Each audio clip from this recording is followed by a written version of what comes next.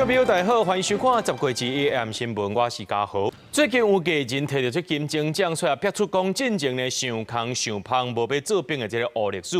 那也立委是呼吁政府就要改进，也那文化部是表示讲尊重这评审团的决议，未来敢会把这金钟奖的资格变更较严厉。文化部长李万表示会去研究。谢谢我天上的爸爸，不好意思，这阵子让你担心了。 这伫金钟60欢喜领奖，拉力拍棒棒糖摕到这摆最佳实景节目主持人奖。因为进前5月威廉才逼出闪做兵的争议，互因迄当阵是真失意。庆功宴的时阵，阁互逼出规团6个人拢无做兵，但是强调100%合情合理。但新闻小结之一说，因为闪做兵红骨题。我们并不完美，但我们还在往成为很棒的人的路上。我是尊重那个评审团最后做出的决议。那另外一件事情属于司法的问题。 我想，我当然也是尊重司法最后的判决。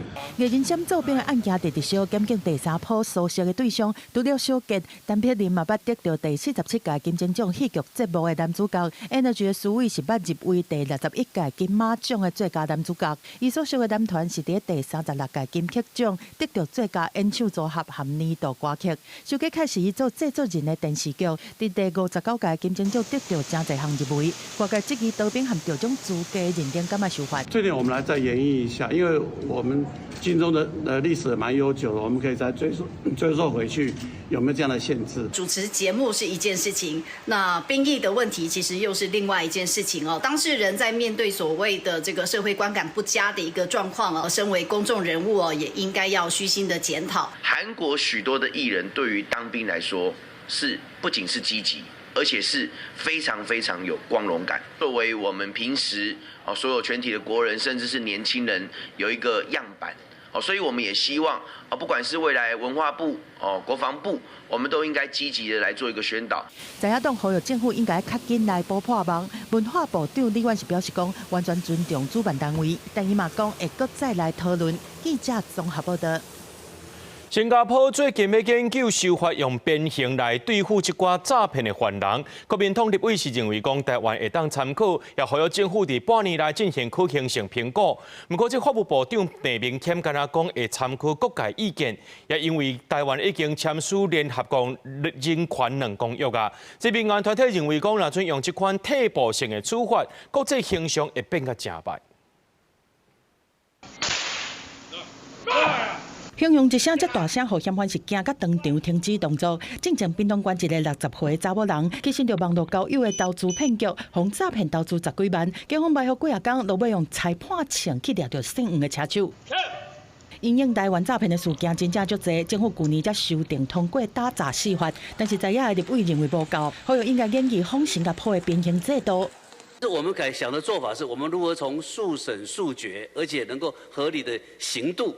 来让这些犯罪者能够受到社会的感化。院长，现在不是这样做吗？新加坡今年上半年度被诈骗是107亿台币，反观台湾，今年上半年被诈骗的数字是480亿台币，是新加坡的4倍之多。凭什么我们没有更积极的作为？ 行政院长杜英台表示，讲社会上各有一寡对立的意见，但哪位洪明凯认为严刑峻法不是违反人权，是在保护好人。请法务部研究把鞭刑纳入台湾的中华民国宪法，并且研究可行性、执行的费用、可能受罚的范围以及利弊得失。我们会广纳意见，我们来研究。你诈骗犯，你们磕一个诈骗，情绪上我也不反对啊，但问题是你一磕下去，它没完没了。 立委曾水雄是发话讲鞭刑不可行，因为台湾已经签署联合国人权2个公约，假使若引进会互人权的评价倒退路。人权公约施行监督联盟是警告讲，台湾若是引进退步性的刑法，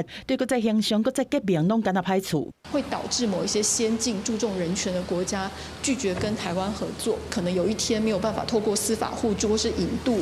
如果大家有研究这个新加坡的这个鞭刑的话，就会发现他要执行鞭刑是在一个非常严格的这个条件底下，必须要有医务相关的人员在现场。一旦医事人员如果来参与的话，那他可能也会违反了他自己最需要遵守的这个不造成伤害的这些重要的原则。这评长黄义撇表示讲，新加坡这几年来是一直受到国际人权组织的批评。台湾要打击犯罪，除了思考调整刑度，嘛建议政府会当对建构更较完善的教化机制来进行。记者综合报道。继续来关心这花莲马太安溪崩山潭危机也未解除。林保署今日勘查发现，讲伫咧天然水坝下骹的800公尺有一个更较细崩山潭来出现，预估24点钟内就会崩。地方表示，讲对水尾影响呢是无介大，不过已经有甲4户13个人疏开，也来伫咧溪埔施工的。机具也拢先刷离开，涵港便桥是看情形封桥。另外，这德鲁区影仔口的立务溪崩山潭，中央是表示讲，明仔载开标会经优良厂商分阶段，甲这水坝挖复加10公尺。直升机出动勘查，伫天顶望溪床好多河土石坎起出现大片湖，离花莲马大安溪崩山湖下骹差不多800公尺。林保署发现有新的崩山湖形成，引起水尾居民的不安。当然担心啊！马上听到这消息，马上就跑来这边再问看啊。原来是那个吉利潭里面有没有真的是有验色的，有塞到。都惊崩山湖崩起，严重冲击村庄，居民真烦恼。经过中央初步观测，这座崩山湖的储水量，伫21早起8点半，至少已经有10万吨。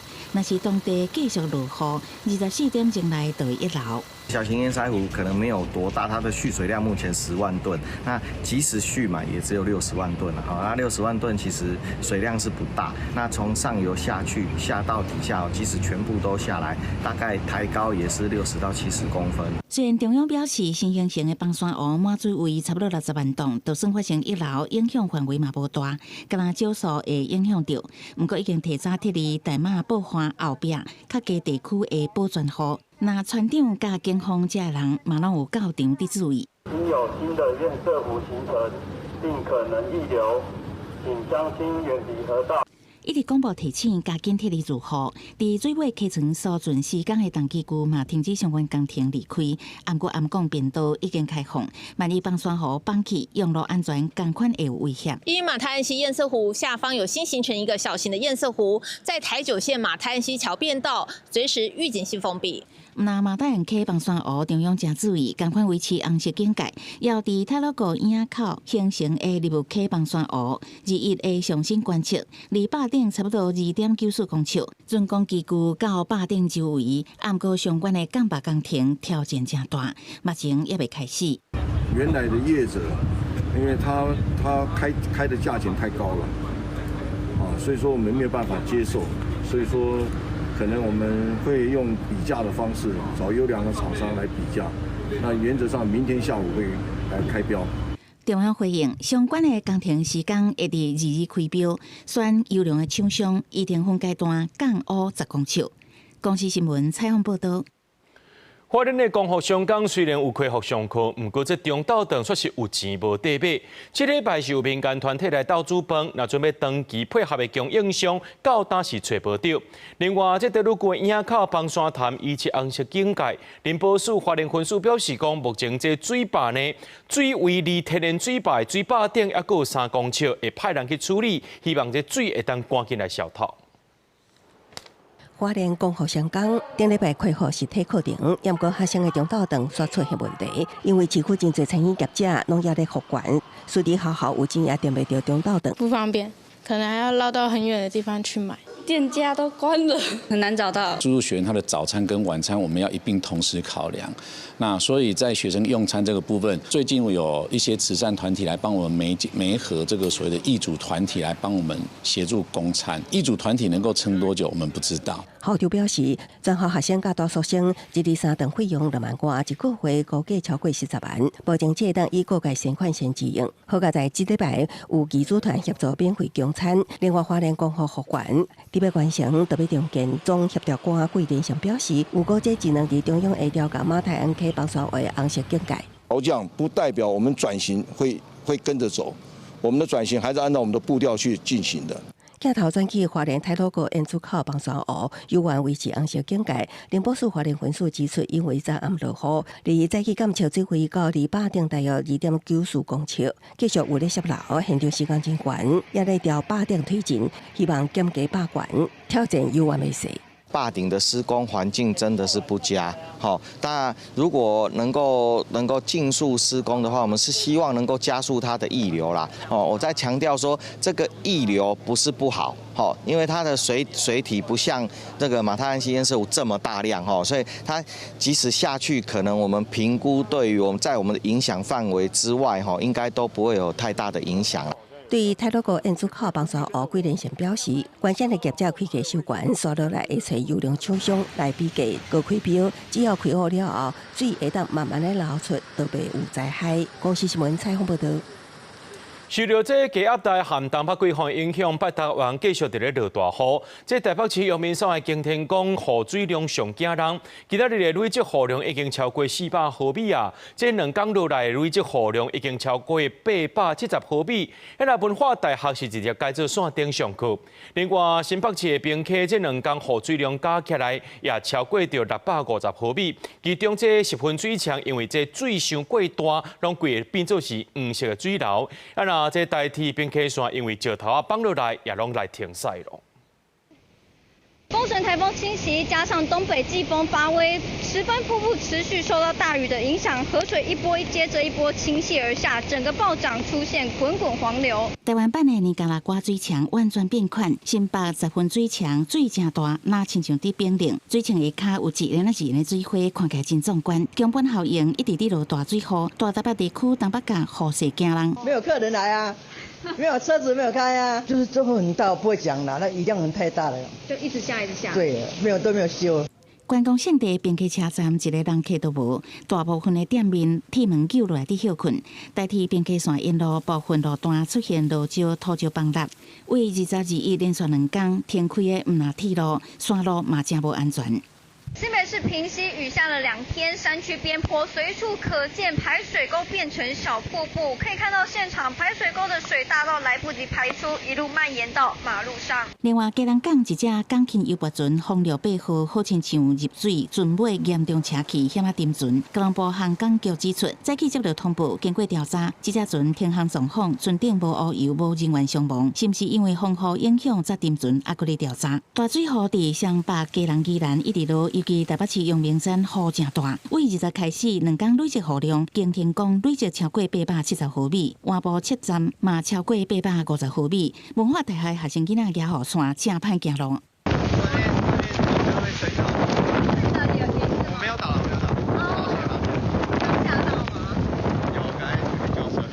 气象署提醒，21暗时到22日，湘北宜兰也是要注意局部大水雨。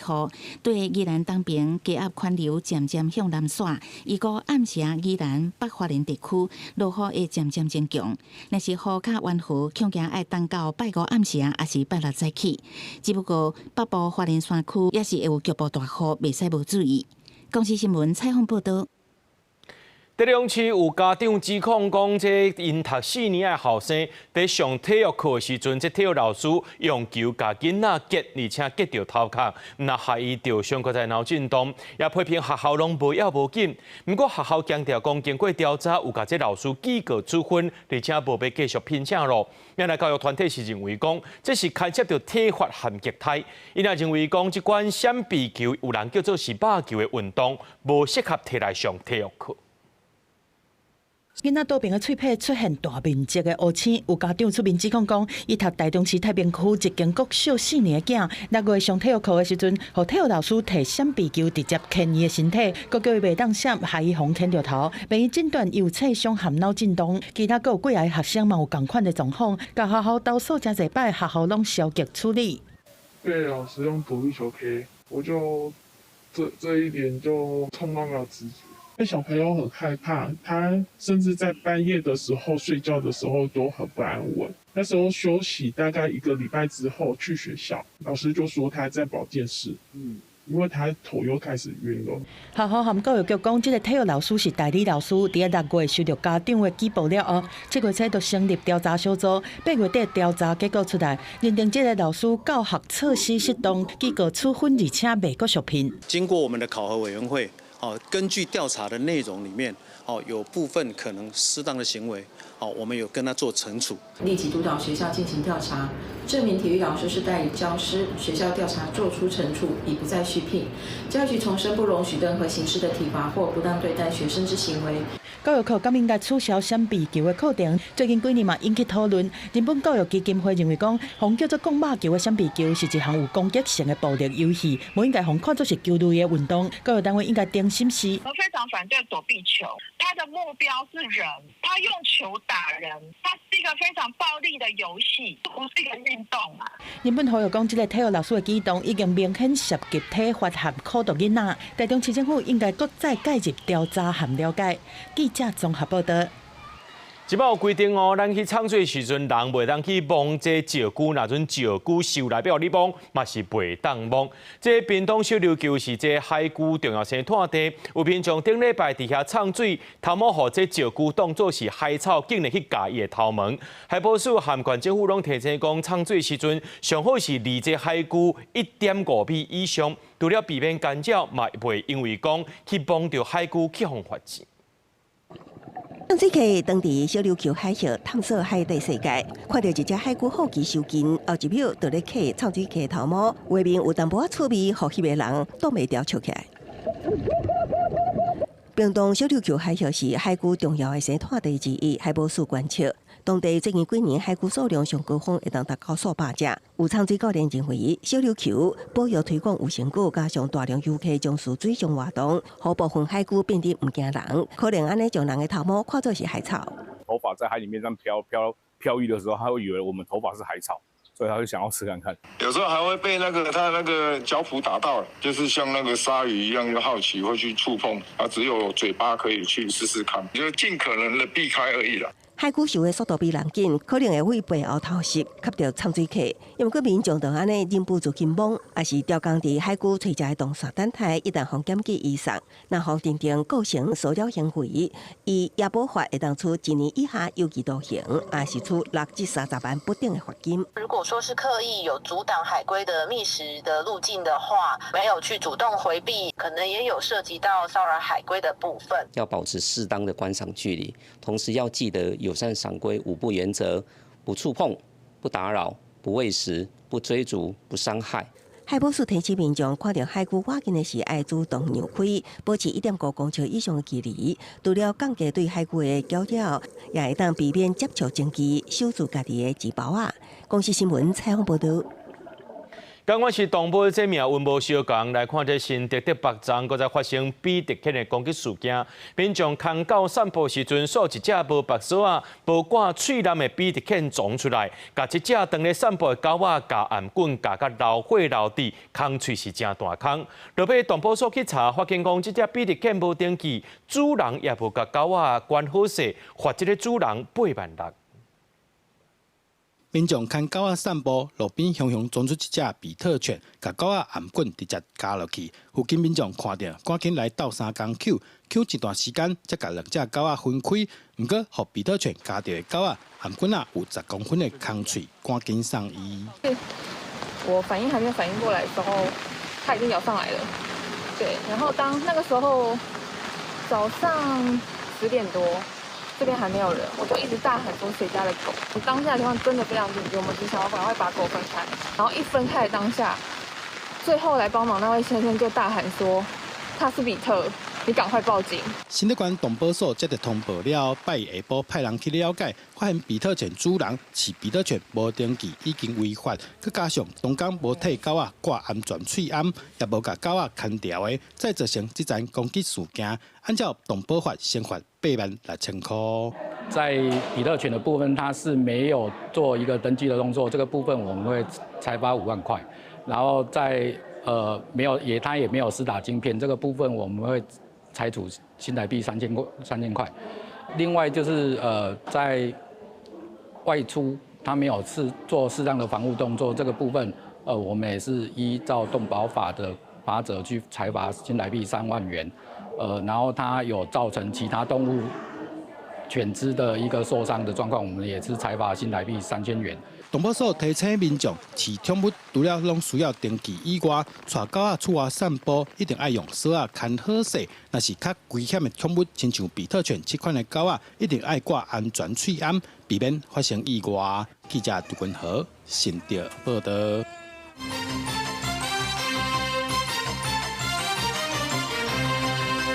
2025年 APEC 的会期月底伫南韩举行，总统赖清德是搁再邀请总统府的主席林信基出任领袖代表，期待伊会当向会员国传达大学院的3个主张。咱来讲到这传习会按算伫咧 APEC 期间举行，美国总统川表示讲会和习近平讨论到台湾议题，敢会因为为着要和这中国达成无一协议，表态来反对台独立，川是伊无正面来回应。不过伊也强调讲会互中国了解到美国是全世界上强的军事力量，所以中国会防客惊，袂侵犯台湾。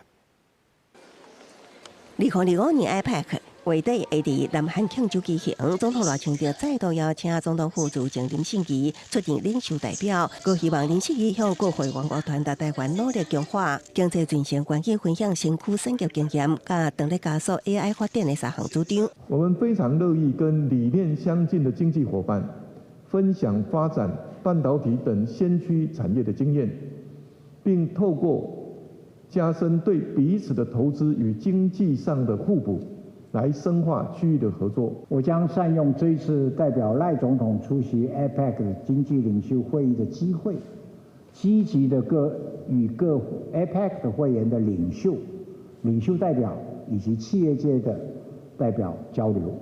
咱个希望活动的领袖必然包括美国总统川普。APEC 期间，川普也会甲中国国家主席习近平举行传习会。川普表示有机会讨论到台湾议题，不过对今时会为了甲中国达成无效协议表示反对台独。川普无正面回应，咱个外交部强调密切关注美中活动，台美之间的沟通管道也保持畅通。I don't see that at all with President Xi. I think we're going to get along very well as it pertains to Taiwan and others. Now, that doesn't mean it's not the apple of his eye, because probably it is, but I don't see anything happening. 川普认为，中国了解美国是世界上上强大的军事力量，所以会防吓阻被侵犯台湾。同时透露已经接受北京邀请，伫2026年初访问中国。最近，当选国民党主席的郑丽文也表达愿意去中国会见习近平，佮讲9日共识是两岸的通关密语。是要通到配合习近平国家统一吗？所谓9·2共识与一个中国原则和一国两制成为3位一体的对台政策，它最终的目标就是要消灭中华民国，并吞台湾。行政院长邓英台表示，期待郑丽文会当以中华民国主权、无妨侵犯、无改变台湾自由民主生活方式的前提之下，提出亚过5位主席候选人的力度，甲习近平见面。公视新闻采访报道。政情传出这国造的畅水南海鲲号交会交袂出来，近日传出中甲这美国买 F-16战机恐惊会去签到。国防部长郭立雄日表示，66台 F-16战机呢，明年总交会是有挑战性的。不过郭立雄也讲到，针对台湾之盾有和美国讨论到具体合作方案，希望美国会当来协助整合台湾的防空系统。占南国造的原型南海鲲号11月要入机高南的挑战是真大，但是唔那国产的装备有可能延前。空军对美国采购的66架 F-16战机，原定2023年就要交付第一批，但甲打一架拢还未到，一定明年爱全数交付。国防部长郭立雄嘛相信讲，确实是真有挑战性。我们可以预期到明年会有交付，但是不是能够全部交运完毕，在这一点事情上面，我觉得确实有它的挑战性。专家认为讲，海军的国造舰南和空军采购的 F-16V 战机延前，恐惊会造成海空战力的破口。尤其是互看作4.5台的 F-16V 战机，是国军对抗歼20这中国军机的重要武器。如果说新机还没有到位的时候呢，那是不是我们增多爱国者3型防空飞弹的采购，还是增加说野战机动防空的增补？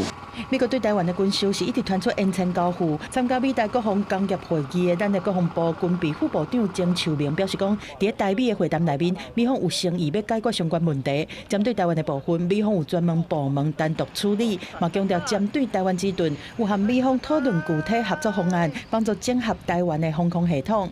就整个防空系统是当然我们建军里面的一个重要的一个事项。那双方会在这个部分有所讨论，也是当然的。另外，民进党立委王定宇表示讲，若政府规划无对称作战和作战韧性特别预算，规模会到1.3兆。对这个立场嘛，正是讲特别条例已经送去到行政院审议，特别预算会分7年来编列。不过实际规模，阁会等行政院做最后的审议。记者综合报道。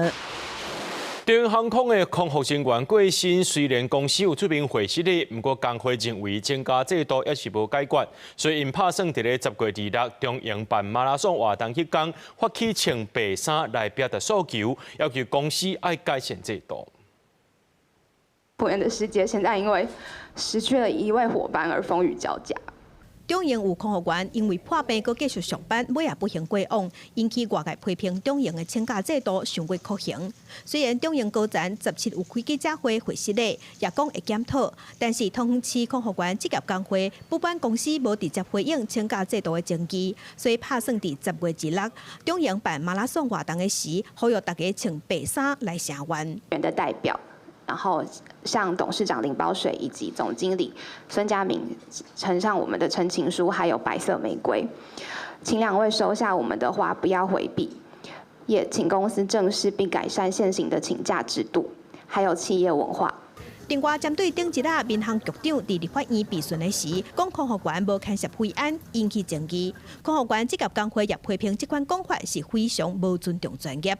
因为一个空服员他进这家公司之前，他一定要先经过3个月的飞安训练，就是开关门或是机上失火怎么灭火，然后万一旅客要从飞机跳slide下飞机的时候，怎么协助他们，这都是空服员的工作。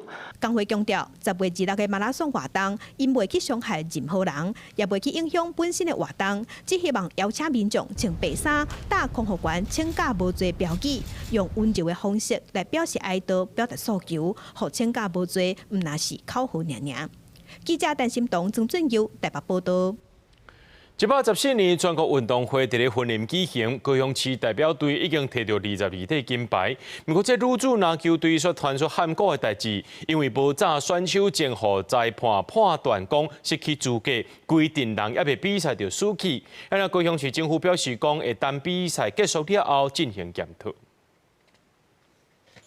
快速传球互相暗号找找得分的机会。114年全国运动会女子篮球比赛，这几天当日进行8强的赛程。原底高雄队19要甲台南队比赛，不过大家拢想袂到，这场比赛选手连球都也被卡掉，就输去。而且输球的原因竟然是全队的选手证，和教练老高伫外馆区未负过长工比赛使用。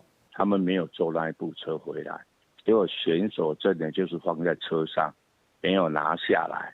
他等到第2天。早上8点多要比赛的时候，就发现选手证没有带。那个人无责任，你唔知？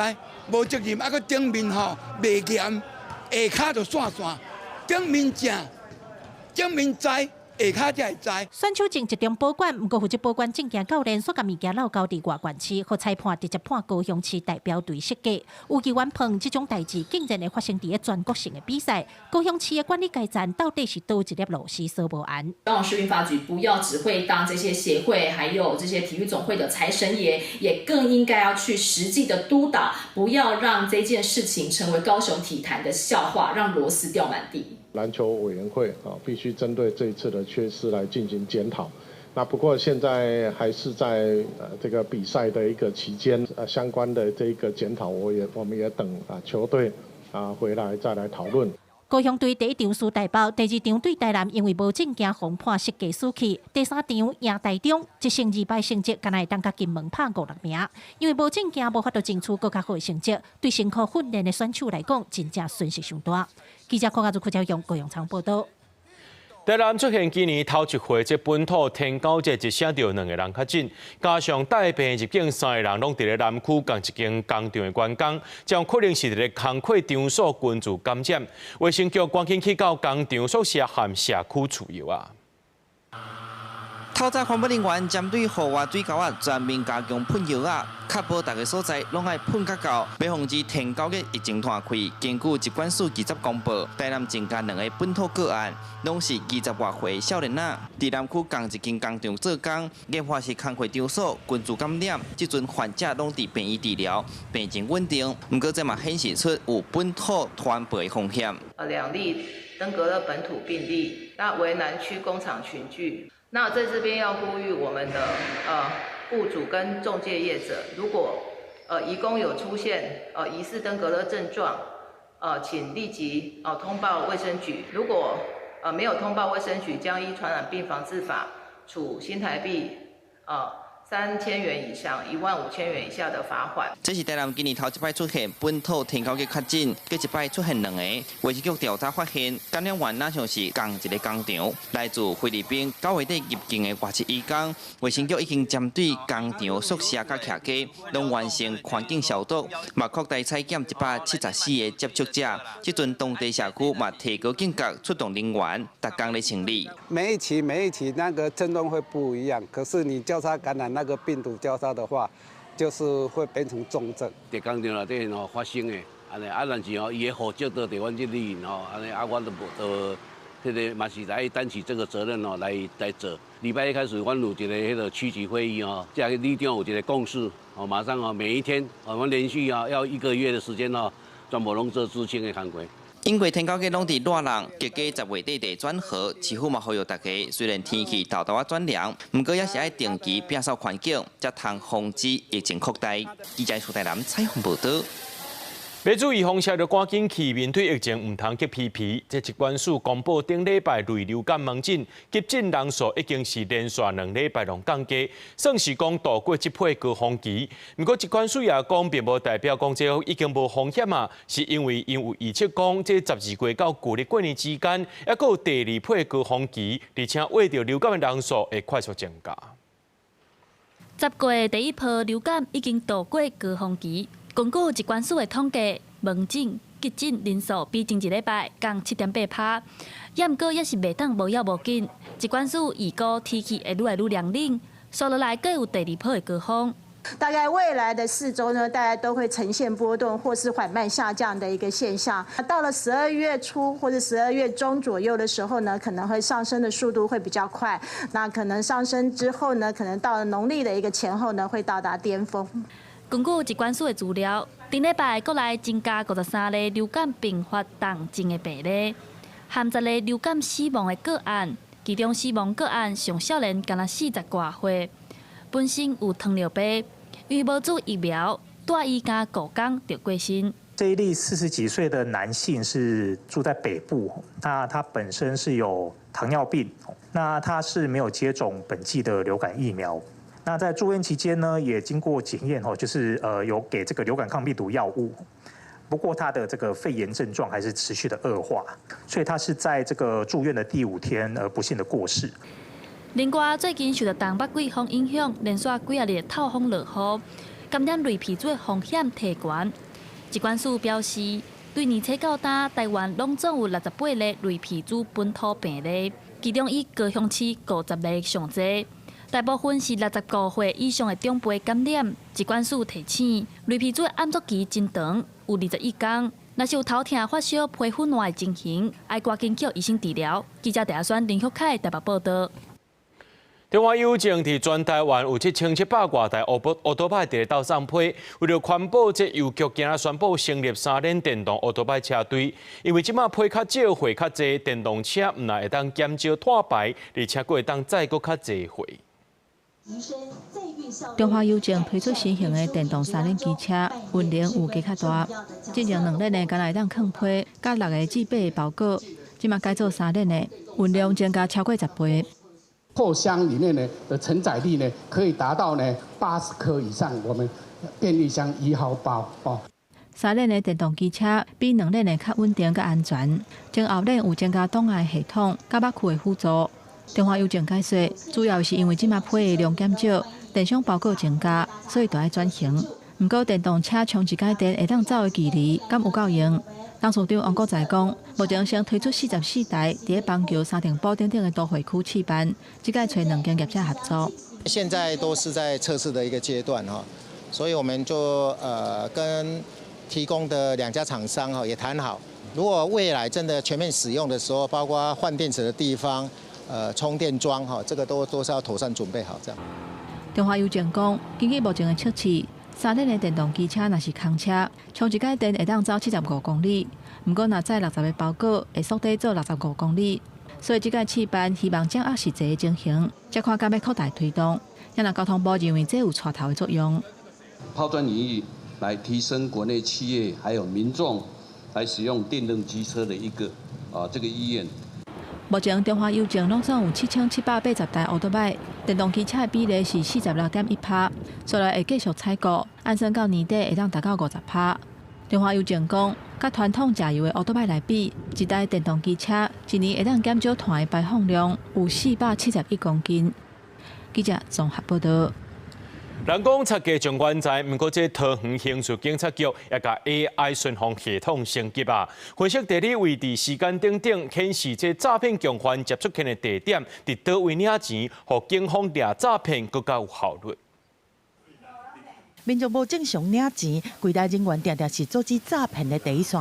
敢若桃园邮局第3季阻止诈骗到726件，金额够4亿946万这么多。遇到投资养套杀的客户啊，他会跟我们拍桌子，会说我们挡他的财路。可是呢，每一次当警察来的时候，看到警察这一身制服的时候，大家就会冷静下来。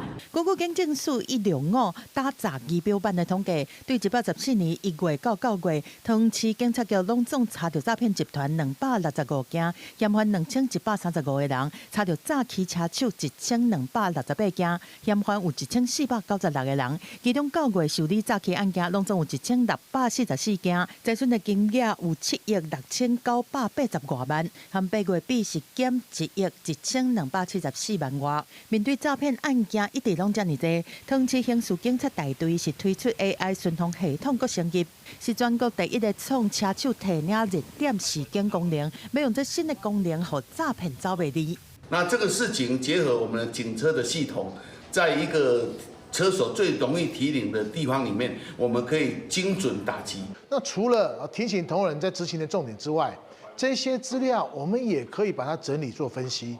车手提领热点的警告，除了是针对管区内诈欺车手正接去领钱的热点，嘛会对地理位、交通的特性，下面确定去领钱的时段等面向做深度的分析。邢代表示讲，车手会下区来提领，透过分析嘛会当找到有可能提领的对象，引进 AI 巡防系统，办案效率提高8成，加速打击犯罪。记者综合报道。南投县有真侪住伫咧较偏乡的民众，看医生拢先去卫生所。不过，这卫生所的设备已经真旧啊，连插健保卡挂号机器拢歹去，就要人工登记。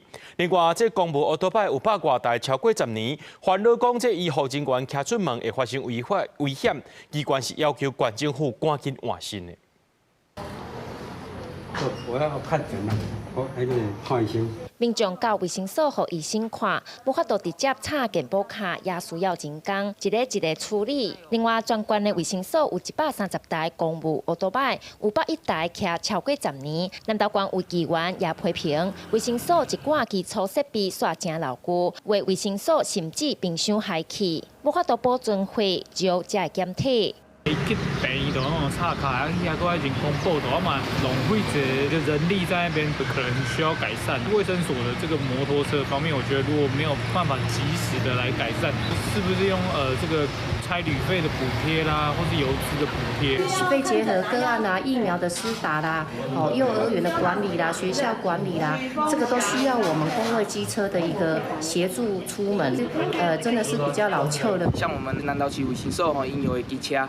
机车拢20几年好几台甚至27年哦。希望是说逐年的我们来编列相关的预算，要逐年的一步一步的来做汰换。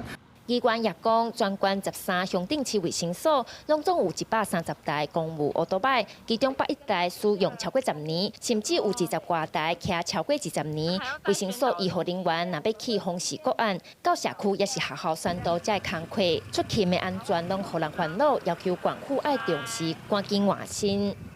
未来我们也会逐年来盘点这个机车的这个耗损率，好，来逐年逐步汰换。针对疫苗在使用或检体在使用的这个冰箱，不管是县的预算或中央的预算，我们都有逐步在做一个争取。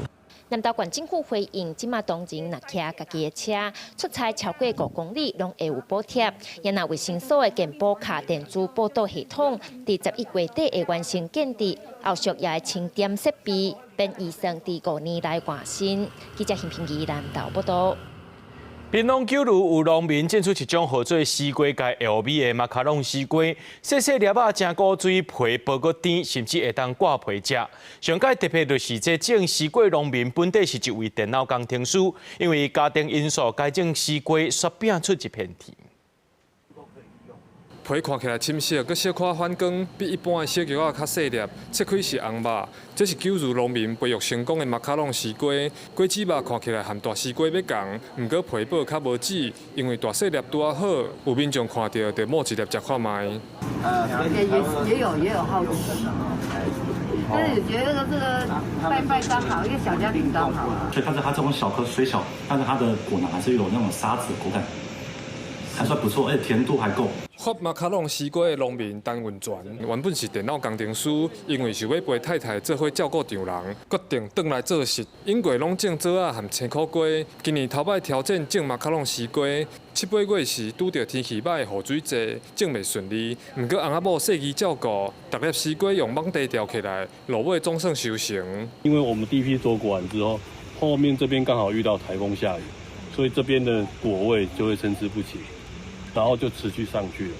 那我们的网室是因为我们有二层架，所以我这边还可以挂果。如果是一般的温室的话，它没有这一层，所以它如果到这边没有，就是下课了。太太的娘家在这边，然后因为我岳父前几年身体不好，所以想说不然就回来这边试看看。陈文全表示，因为西瓜种植时间较短，若销路袂歹，因会考虑搁加种。九如乡农会总干事姜泰文表示，这款马卡龙小西瓜是新发的品种，特色是用网式无毒栽培，连西瓜皮拢会使安心食落。25农会准备500斤，邀请民众来试食。记者柯明哲屏东报道。中华历史建筑市镇的古厝年久过深，损害较真严重。即马这文书局总算核定经费，确定要来修复。县政府也伫2日即天呢举办着开工祈福典礼，工程按算伫明年底完工。鹿港大有街的市镇一古厝是过去的巡校行，大约有200年的历史。伫2009年登录做中华县历史建筑，但是年久过深，去年因为风台地动，楼顶放起，等16年的时间，即阵文书局核定经费，确定要来修复。较早咱鹿港有8交嘛，咱属于全交，咱是做贸易的。祖先伫遮所创立的有思进1号甲思进宝号。2个上号，伫个咱鹿港上繁华的时阵伊会见证这个咱鹿港一府二路3万家最繁荣的时代。这个四进古厝是代表古早的这个商行，即马有法度来做这个四进古厝的整修，对地方的这文化保存非常的这个有需要。市镇一古厝是鹿港8交的全高商行，保存历尽的建筑经过，门厅内有老井甲老尾厝仓库设计，后院的古井嘛也搁伫咧，是保存真完整的古厝。县府表示，这边修复工程总经费要2800万，预定会伫明年底完工。咱这个工程当中核准有2800万元，那其中2240万元有这80%的部分。是由我们资局它来补助，那县府呢在议员的支持之下，我们呢出了420万，那应该也产权所有人还要出5%是140万。县府表示，市镇的古厝见证过去港口买卖家业繁荣加商业文化演变，期待未来整修好势，会当成做文化资产传承的据点，互大家认捌地方的发展历史。记者杨淑晴综合报道。咱来看国际新闻，美国总统川普宣布，北京当天的改建工程已经开始了。完工了后呢，这个所在会当互上千人入来到这个大型的宴会厅。这项工程的经费预估超过2亿5千万美金。不过，川普在7月时阵有对外表示，改建费用由伊本人和捐款者做伙来负担。川普面啊笑笑行入去这场15举行的盛会，贵宾有亚马逊、苹果、Meta、Google 这些科技头人，也加讲公司洛克希德马丁代表，拢总130人。这个好家人是用2.5亿美金的白宫东商改建工程幕后重要的捐款人。几天后，川普在白宫的当天接见来访的路易斯安那州立大学棒球队的时阵，宣布东商改建工程已经展开。Right on the other side. You have a lot of construction going on, which you might hear periodically, but that's a knockout panel, and that goes right into the ballroom. 白宫东商本来是第一夫人办公室局院的所在地，还有接待外国政要的访客入口。伊是伫1942年小罗斯福总统时代起的。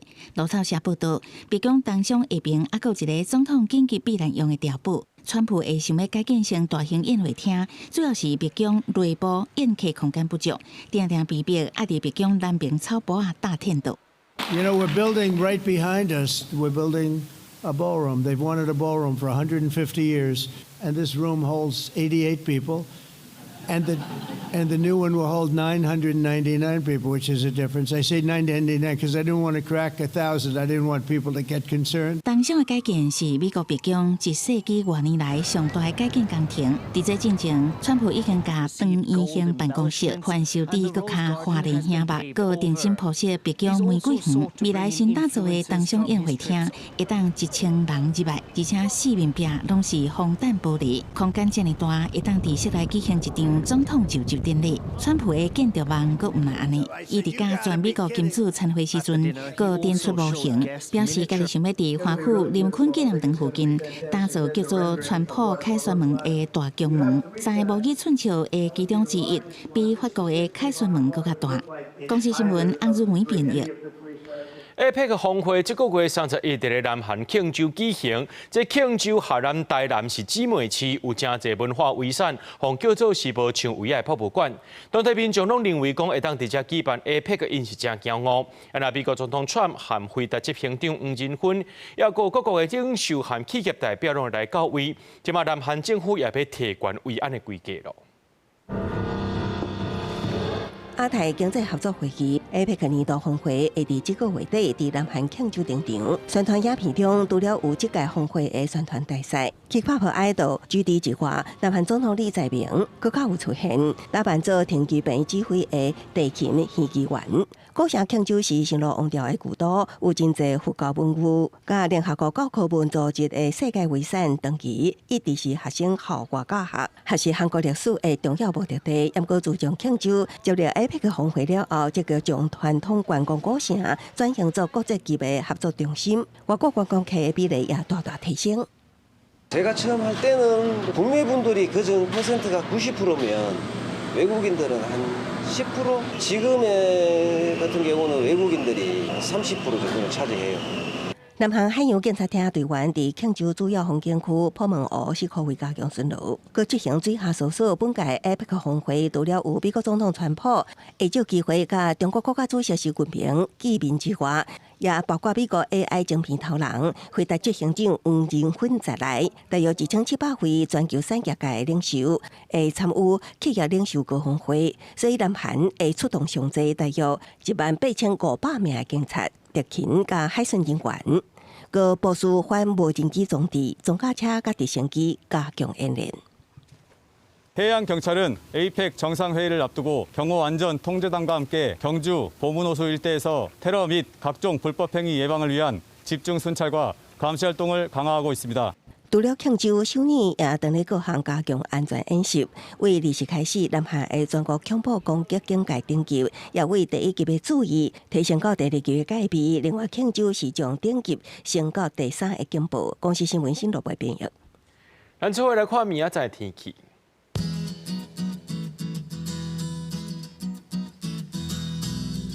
吉隆台北桃园新竹对22度到25度。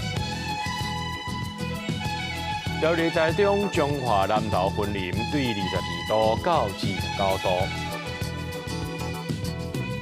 嘉义台南高雄屏东对23度到32度，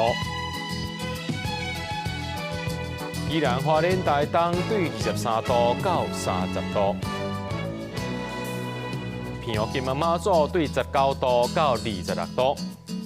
新闻最后，感谢各位观众朋友收看今日AM新闻，我是嘉豪。明仔暗时7点，咱再相会。